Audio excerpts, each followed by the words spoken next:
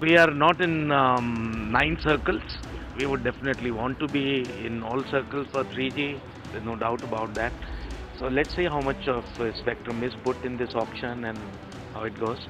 We read in the newspaper report that 15 megahertz is being put. So hopefully at least that much would be put.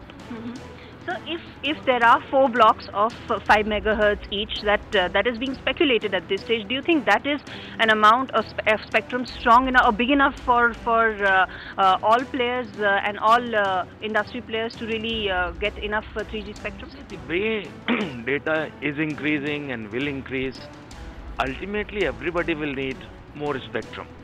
And therefore, to say that 4 blocks will be more than enough, they can never be more than enough. Spectrum can never be more than enough, whatever you may put. But one has to be practical, and therefore if 3 to 4 blocks come immediately, I think that would be decent. That will be nice. So given that right now there is no visibility on when spectrum sharing, trading, or for that matter even M&A policy will be finalized by the government, do you think that will have a bearing on the auction and the kind of bidding that players will have? No, it's not that it was there and it's been withdrawn. So the auction will be like what it has been without these policies.